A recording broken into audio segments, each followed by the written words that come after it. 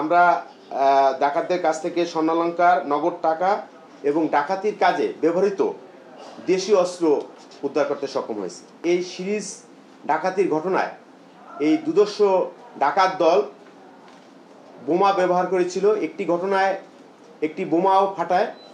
সেখানে একজন লোক যখন ডাকাতির ঘটনায় হইচই শুনে এগিয়ে আসতেছিল, তখন একটি লোক সামান্য আঘাতপ্রাপ্ত হয় এবং সেই বোমা এবং দেশীয় অস্ত্র, সমস্ত টাকা পয়সা, মালামাল আমরা তাদের কাছ থেকে উদ্ধার করতে সক্ষম হই।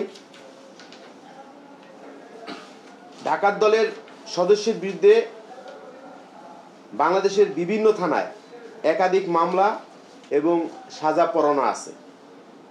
আপনারা জানেন যে কেরানীগঞ্জ ঢাকার পার্শ্ববর্তী এলাকা হয়, এখানে সহজে যারা প্রবাসে থাকে এবং যাই বাড়িঘরগুলি ফাঁকা থাকে, নির্জন এলাকা, সেই ঘটনাস্থলগুলি তারা বেছে নেন এবং তারা ঢাকা থেকে এসে বা বিভিন্ন এলাকা থেকে এসে যেখানে নির্জন জায়গা, যেখানে আশেপাশে কেউ বাড়িঘর নেই, ওখানে এসে অবস্থান করে।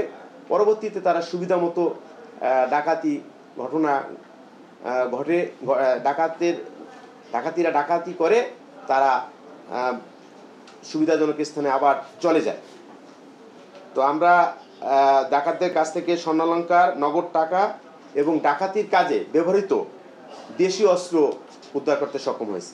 রামদা এবং বড় দা, তারপর কাওয়াল, যেগুলি দিয়ে তালা ভাঙে, যেগুলি দিয়ে এই মধ্যে একটু ফাঁকা থাকে, আপনাদেরকে আমরা দেখাবো। এক চাপ দিলে দরজাটা ভেঙে ফেলানো যায়, তালা ভেঙে ফেলানো যায়। এই ধরনের আরো জিজ্ঞাসাবাদ চলছে, তাদের কাছ থেকে আরো আমরা মালামাল উদ্ধার করবো। এটা তো তাৎক্ষণিক উদ্ধার হয়েছে।